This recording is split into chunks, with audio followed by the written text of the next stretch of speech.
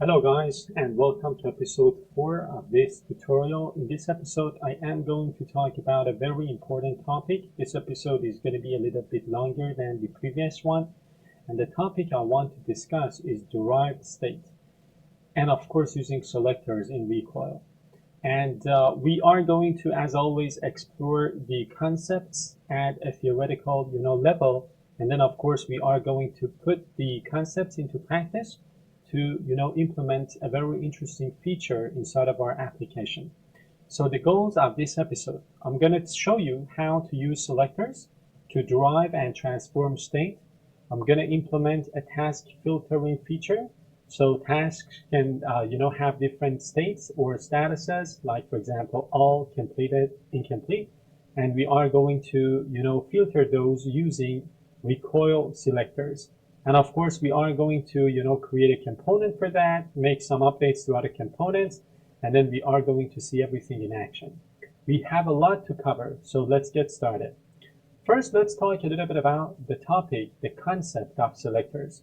What are selectors? So selectors are special functions in Recoil that do three main things. So these are functions, right? They do three very important things. First, they get their data from atoms or from other selectors. So suppose you have, for example, right now we've got one atom, right? A list of tasks, an array of tasks. So a selector is a function that gets its data from this atom, for example, from this array of tasks or from other selectors. The next thing that selectors do, they automatically update when the atoms they depend on change. So their value is kind of recalculated, recomputed whenever the atoms or other selectors that they depend on change. And this is a very interesting feature because it allows you to create derived or calculated or filtered values from your state. So suppose, for example, in our context, we have an array of tasks, and we want to kind of get the tasks which are completed. So instead of capturing them or kind of storing them inside of a separate atom, we are going to derive or calculate those completed tasks using selectors. And the beautiful thing about selectors is that when a new task, for example, in that atom is marked as done or complete, that selector gets updated automatically. So we always have an up-to-date, list of completed tasks. And that list is recalculated whenever something changes inside of our base, atom, the atom that we depend on. Let's go through a simple example. Suppose you have a list of tasks in an atom, very similar to what we have right now. So a selector can give you just the completed tasks without storing those completed tasks separately in another, atom. Of course, I mean, by storing them separately, you need to manage them. You need to think about keeping them consistent, right? They need to reflect one another all the time, but selectors make your life easier.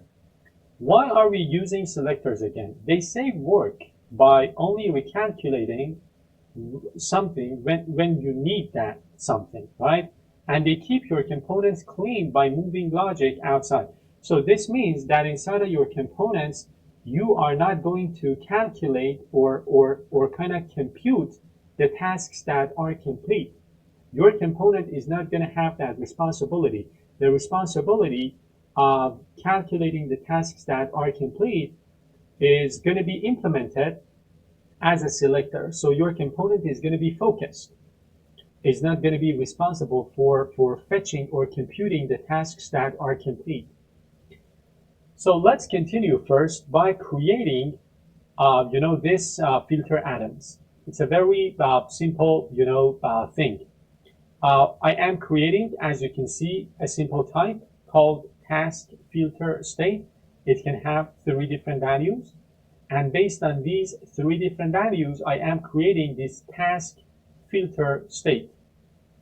And this is an atom, right? And the atom is of type task filter state. And this is the key, and the default value is all. You are already familiar with the syntax of creating an atom because we already have an atom, right? Our current atom is that array of tasks. Now I want to create this filter atoms file. So let me go to my atoms, filter atoms.ts. And I am going to create this, new atom that we have. So I'm going to import atom. I'm going to export this simple type called task filter state. And then I am going to create my task filter state atom with this key and this default value. So explanation, as we have, discussed before, the code above defines a recoil atom called task filter state, which stores the current filter for a list of tasks. We can show the completed tasks, the tasks that are not complete yet, and all of the tasks. So the atom allows your app to track which filter is selected and automatically updates the UI for the components that depend on it. So we're creating a custom TypeScript type that limits the filter values to 3 possible values, right? Now let's continue. And then we are creating this, atom. I'm not going to talk about the description. You can pause the video and read this yourself because I'm assuming you're already familiar with the syntax of creating an atom. Now let's continue and create this selector. This is the first time we are encountering this concept of selectors in action. So before I implement that, I want to talk about it. I want to talk about the thing that this selector is doing. So as you can see, we are creating this selector. This selector is of type, task and array of tasks, right?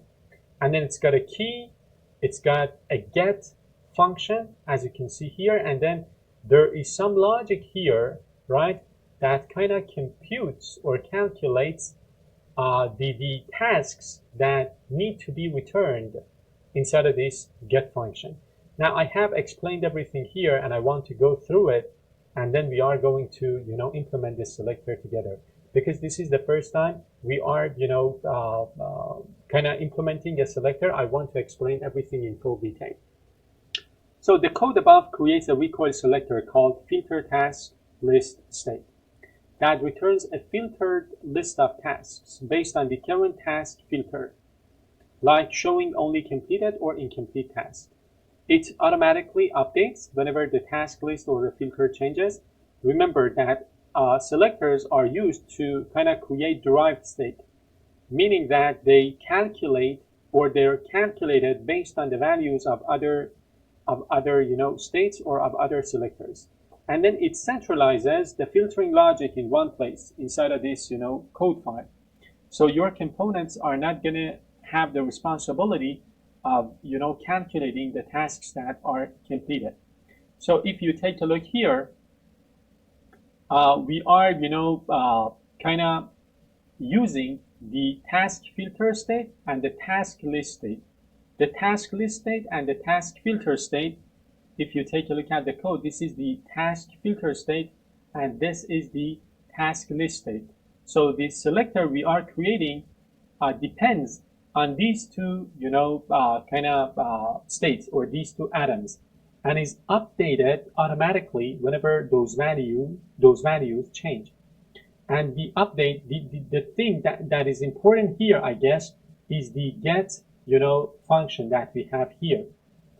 So if you take a look, we have kind of created a key for this selector, and then we have defined this get function. So the selector reads the current filter and the full task list from our recoil state using these two, right? And then we have this switch statement. So depending on the filter value, we are capturing the filter value, all complete, incomplete, and the tasks array inside of these two variables, right? So depending on the value inside of this filter, right, if for example it is completed, if it is incomplete, if it is default or all, we are going to return these different things. So if it is completed, we are going to return only the completed tasks. Otherwise, we are going to only return the incomplete task. And in the default case, we are going to, return all tasks. So this is very easy to understand, right? Again, a selector is very similar to an atom. The difference is that the value of a selector is calculated based on the atoms that this selector depends on. In this case, we are using two atoms, task filter state and task list state. And then inside of the get function, and based on the two values inside of those, atoms, we are calculating the thing that we need to return, which is a subset of the tasks. Now let's go ahead and create this before we continue with the component. Filtered task selector TS inside of our selectors folder. So we are going to create the selector folder inside of Recoil. Let me copy this as well. So Recoil selectors. I'm going to create this file. And then I am going to write the code for this selector. When we complete everything in this episode, you will start to appreciate the beauty of using selectors to create derived state. Maybe things are a little bit ambiguous or confusing at the moment, but just bear with me. When we create the component that is going to filter the tasks based on their state, whether completed, incomplete, or all of the tasks, you will better understand what is happening here. And we will revisit this selector in a while. So this is the selector that we discussed. The next thing I'm gonna implement is this task filter component. This task filter component is a very small component. So basically what I am doing is that I am importing the type task filter state that has 3 values, the type that we defined, and then the atom itself. I am creating this array with 3 values, this local array. I am importing the use recoil state hook, and then I am accessing that task filter state atom with the capital T. The one with the capital T is the atom. The one with the one with small t is the atom. The one with capital T is the type that we declared. So if you take a look, this is the type with capital T. This is the atom. So I'm importing both of them, and then I am accessing that let's say atom, and then I am going to go over the values, the 3 values inside of this filters array. For each one, I am going to render a button. Inside of the button, I am going to render the content, so it's going to be all completed, incomplete. And for the click event of each button, I am going to update my global atom using setFilter with the value that that iteration gives me. So basically what this component is going to render is 3 buttons. Each button is going to have kind of a content coming from these 3 values. And when you click on those buttons, the global atom called task filter state is going to get updated using the value you get from this array, from this filters array. So these are, this is the task filter component that we're going to create. So let me go ahead and create the task filter component.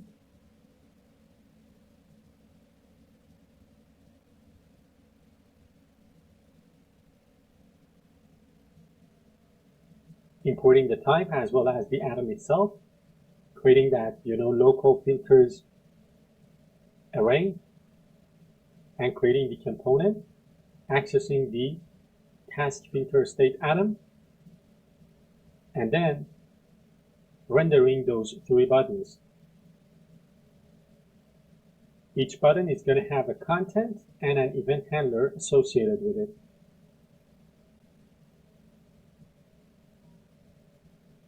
So we're done with this now. Now let's continue with our notes. So I'm not going to talk about this part. You can, pause the video and study this yourself because I already covered everything.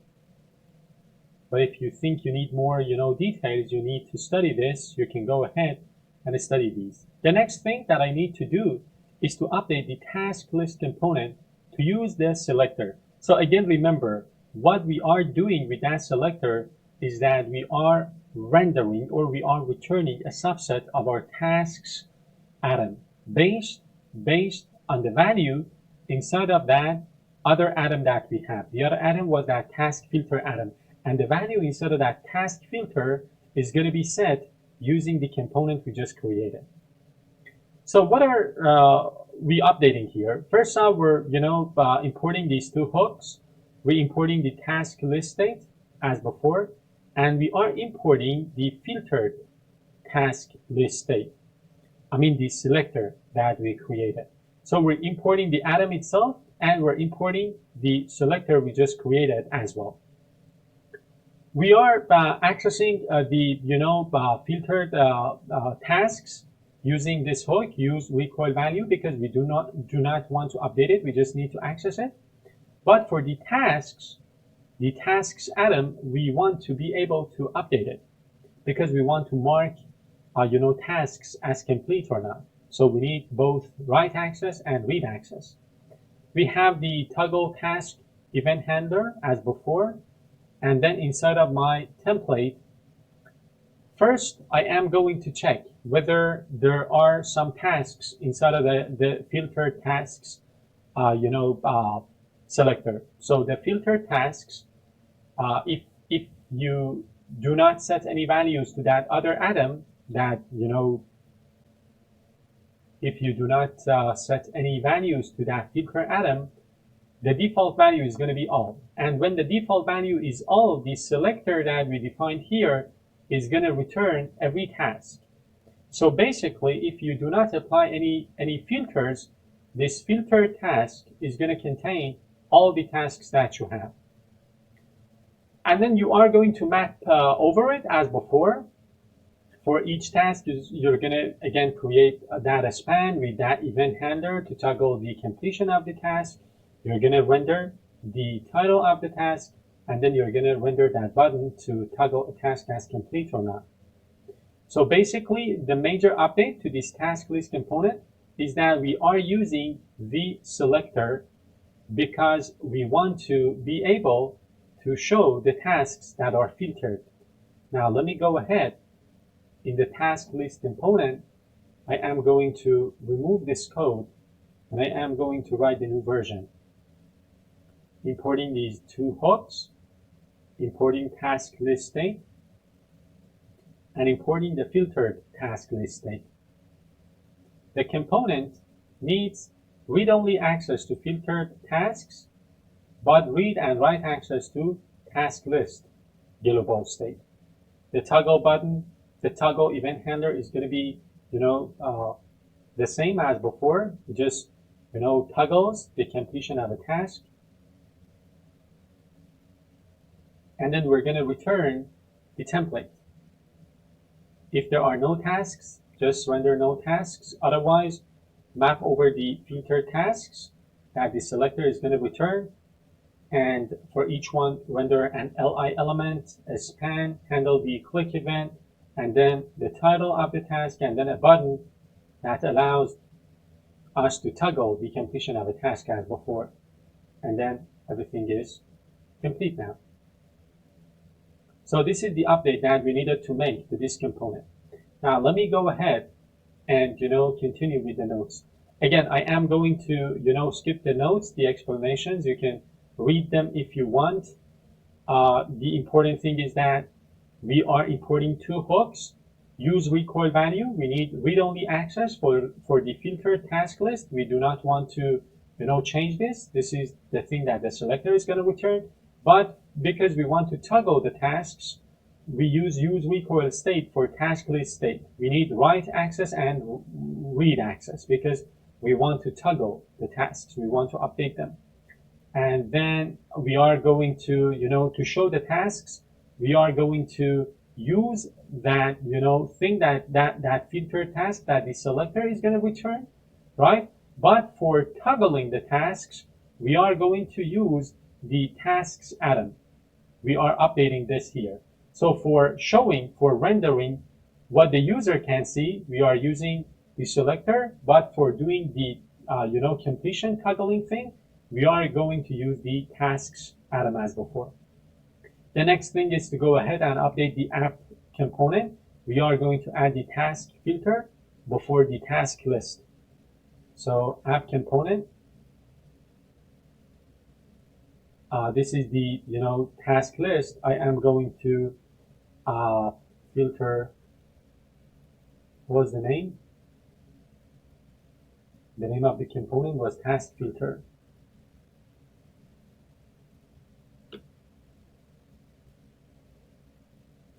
So let's take a look at the three buttons that we have, right? Right now it is set to all. So the filter is, has its default value. If I click on incomplete, if I click on completed, no tasks are shown. So this one is incomplete. Exactly. This one is an incomplete. So the all as well as the incomplete filter return this task. But if I complete this, it is no longer going to be returned. But if I change the filter to completed, it's going to return this to me. So let me go ahead and add a new task, React, let's say course. So by default, we have two tasks. One of them is complete, the other one is not complete.